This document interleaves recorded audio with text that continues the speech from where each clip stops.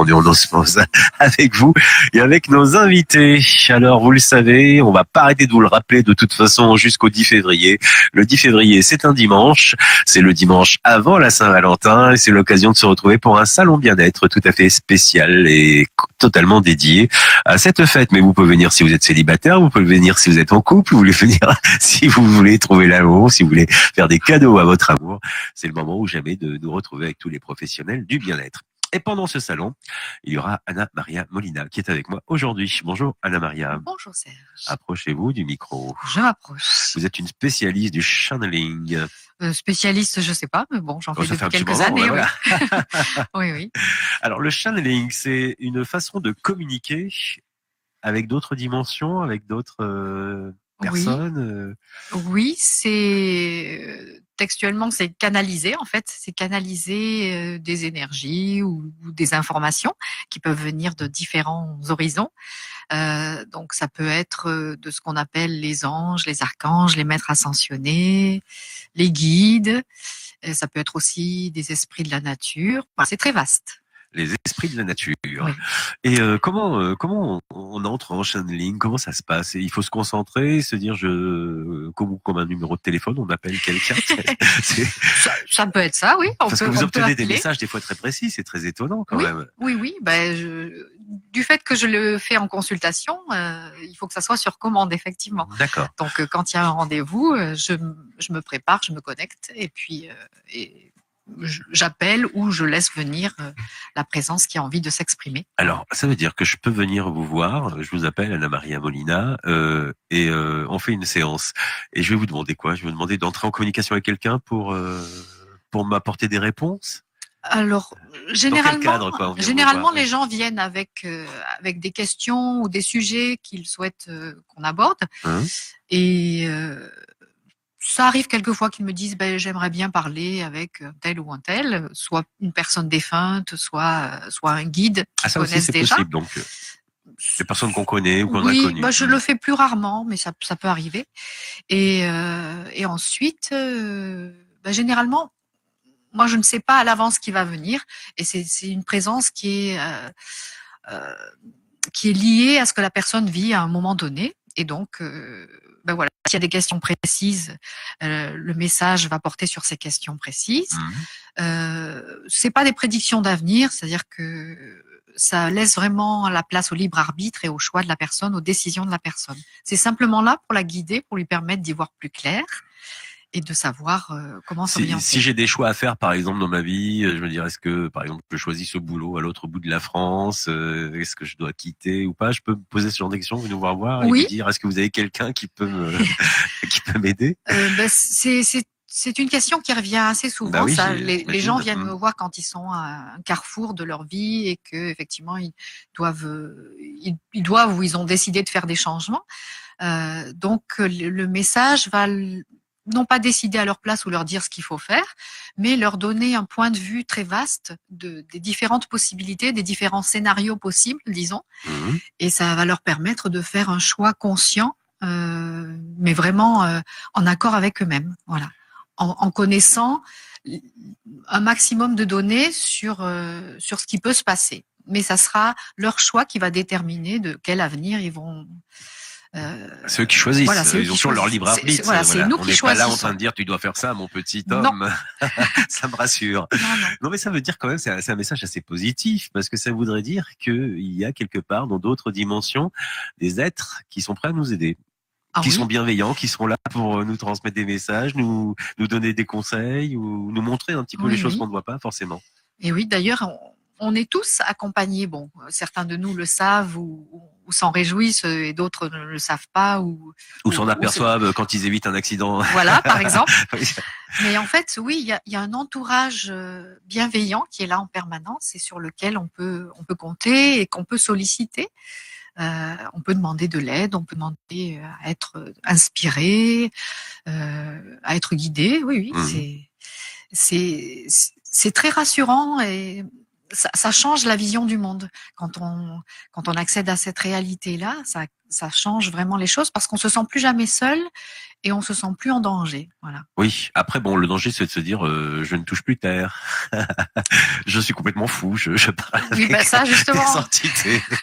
On en avait parlé il y a quelques mois quand j'étais venue. C'est vraiment la question qui me... Vous savez, moi, j'ai du mal à lâcher prise et toutes ces choses-là. Du coup, ça me... je vous ferai la même réponse il y a quelques mois, à savoir que moi, je mets beaucoup l'accent sur l'ancrage et le fait d'être bien connecté à la Terre et de pas perdre la connexion avec la réalité qui nous entoure, justement.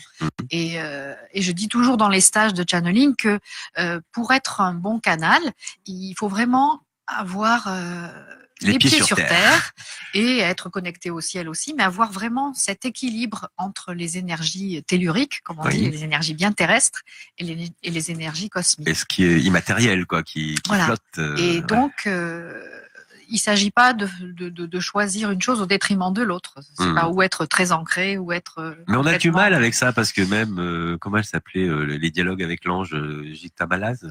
Gita Malaz, oui. À un moment, elle fait ce tableau où l'homme est au milieu entre tout ce qui est spirituel et tout ce qui est matériel. Donc il y a les animaux, la pierre, l'homme, les anges. Et elle dit c'est notre rôle. Il faut qu'on soit au milieu, vraiment qu'on soit capable d'être à la fois très ancré sur le sol et ouvert à la partie spirituelle. Mais c'est hyper compliqué. C'est hyper compliqué, surtout dans la société où on vit, où on doit payer des impôts, des factures, des machins. Et on est complètement accroché au matériel et on fait les soldes en ce moment ou des trucs comme ça, quoi. Mais de toute façon, dans le channeling, on nous donne pas d'indications pour nous déconnecter du matériel. Au contraire, c'est pour mieux vivre aussi dans le monde quotidien, dans la matière, et pour s'épanouir et pour être efficace aussi dans le monde quotidien. Donc, c'est ça qui est intéressant, c'est qu'on n'est pas dans la fracture on choisit ou matériel ou spirituel. Non, c'est vraiment l'union des deux et vivre bien dans son corps avec une notion de spiritualité. Et l'épanouissement grâce aux deux, à cette double connexion. Voilà. Bien, ça fait un petit moment que vous faites ça. Oh, plusieurs années, oui. Donc vous savez un peu de quoi vous parlez. Ce que je voulais dire en fait. On peut dire ça, oui. Non, mais au fil des ans, vous êtes convaincu qu'effectivement, il y a des réponses. Vous avez eu, j'imagine, des exemples de communication, de transmission, de choses que vous ne connaissiez absolument pas, qui s'avèrent exactes. Oui, par exemple. Oui. C'est vrai qu'au début, j'avais beaucoup de doutes, c'est normal, j'imagine. Puis surtout, je ne voulais pas induire les gens en erreur ou mal les orienter ou quoi que ce soit. Donc, j'avais beaucoup d'appréhension au départ, mais vraiment avec la pratique, les gens ont validé ce que je disais, ce que je leur avais transmis. Enfin, c'est pas moi qui leur disais, mais voilà ce que je leur avais transmis. Et ça m'a permis de prendre confiance au fil du temps. Et puis, je sais que quand je me mets vraiment dans un état de canalisation, ce que je dis va être aidant pour la personne. Et c'est ça qui fait que ça me plaît de le faire et que je continue. Ah oui, puis vous n'êtes pas nombreux. Moi, ça veut dire quoi se mettre dans un état de canalisation? Au channeling. De réceptivité, on peut dire. Il faut méditer, il faut être ouvert, il faut vider sa tête. Disons que quand on n'a pas l'habitude, oui, c'est bien de se faire un petit protocole de connexion pour se préparer.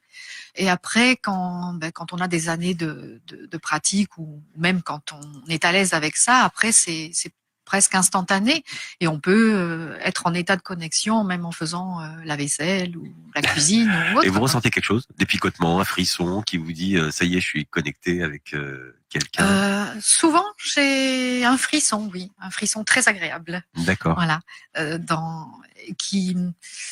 et une sorte aussi de joie, d'élan du cœur, d'exaltation qui fait que je sais que c'est une c'est le signal, c'est le ressenti qui veut dire il y a quelqu'un de sympa ou de bienveillant ou de chaleureux, puis vous ressentez donc cette émotion positive, on va dire.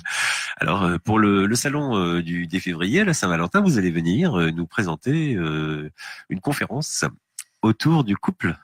C'est ça, et de l'amour, puisque c'est le thème du salon. Oui, et il se trouve qu'il y a quelques années, j'avais reçu plusieurs messages sur ce thème-là, sur le thème du couple, sur le thème de l'amour, de la sexualité aussi.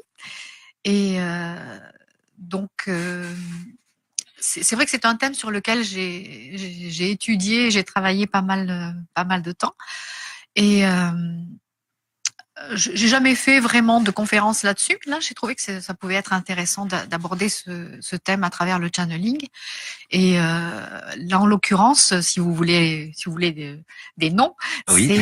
C'est Marie-Madeleine qui m'avait transmis donc plusieurs messages. Marie-Madeleine, celle qu'on connaît de la Bible. Voilà, oui. D'accord. La copine de Jésus. Oui. La copse de Jésus m'avait transmis plusieurs messages sur le couple, sur l'amour et sur la différence entre l'attachement, ce que nous prenons souvent pour de l'amour, et qui est plutôt une forme de dépendance, et ce qu'elle appelle l'amour vrai, qui est différent de l'attachement et qui permet vraiment de vivre le couple beaucoup plus sereinement et vraiment dans un rapport de respect et d'égalité plutôt que d'attachement, de possessivité. Possession, voilà. Tu es à moi, je suis à toi, oui. Et je t'engueule et tu m'engueules, etc. Voilà. On connaît l'histoire un petit peu. Alors, ce que vous allez nous présenter là, ce sont des textes ou des messages que vous avez reçus antérieurement sur le thème du couple, de l'amour, de l'attachement. J'avais pas prévu de lire les textes, mais peut-être j'en lirai un passage, effectivement. De mais base. Oui, je m'en servirai comme Ou alors base. vous allez faire du channeling directement pendant la conférence. C'est possible ça ? Quand je canalise, quand je fais une conférence, c'est aussi une forme de canalisation, puisque j'ai l'inspiration qui vient au fur et à mesure. Mais ça m'est arrivé de faire une conférence et ensuite un channeling en direct. Ça m'est arrivé plusieurs fois de faire cette formule-là. Mais là, en moins d'une heure, je ne sais pas si j'aurai le temps de faire tout ça. 55 minutes. 55 minutes. Et une autre question, peut-être un peu idiote, mais est-ce que ça vous est déjà arrivé ? Vous êtes en conférence normale et puis tout d'un coup, je parle symbolique, mais on vous tape sur l'épaule, on dit j'ai des trucs à dire, et puis vous avez une canalisation qui se passe et des messages qui vous arrivent comme ça. Parce que ça doit concerner des gens, j'imagine, dans la salle. Ou... Alors, ça se fait comme ça ? Toc toc, coucou Anna Maria, on a des choses à dire. Ça se fait, mais disons que j'ai fait une sorte de pacte avec le département d'en haut, comme dit un de mes amis. Et donc, en fait, ils attendent, si je suis occupée à faire autre chose, bon, ils peuvent me faire signe, effectivement, mais pas m'interrompre pour me dire ah bah tiens, il faut dire telle chose à telle personne ou non. Éventuellement, si je sens qu'il y a des choses pour une personne en particulier, bah, j'irai la voir à la fin et je lui dirai voilà ce que j'ai à lui dire.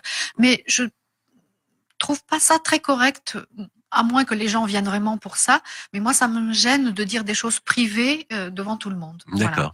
Donc, si les gens ont envie de savoir quelque chose en particulier, bah, à ce moment-là, voilà, qu'ils viennent me voir à part et il peut y avoir aussi des messages généraux. Oui. Aimez-vous les uns les autres, par exemple. J'exagère, mais il y a des messages comme ça qui nous parlent à tous, au terme de l'amour. Oui, dernièrement, sur un channeling que j'ai fait dernièrement, il y avait des informations sur ce qui se passait en ce moment au niveau national avec les gilets jaunes, etc. Donc c'était très intéressant aussi. D'accord. Voilà, d'avoir des informations directement liées à l'actualité, quoi. Bien, bon, on parlera d'amour, pas trop de gilets jaunes. Oui. Sinon, tout le monde en parle, donc ça va, on essaiera de trouver d'autres espaces et ce sera sympa. Ce sera en tous les cas à partir de 16h30 votre conférence interactive. On pourra vous poser des questions, j'imagine. Voilà. Le channeling orienté sur le couple et l'amour avec Anna Maria Molina qui est avec nous aujourd'hui. J'ai mis le lien vers votre page pro sur le Facebook Live, la vidéo. Merci. Comme ça, les auditeurs qui sont intéressés pourront éventuellement vous contacter ou aller voir sur votre page parce qu'il y a des exemples. Oui, il y a des exemples. Des messages, des petites choses. Voilà.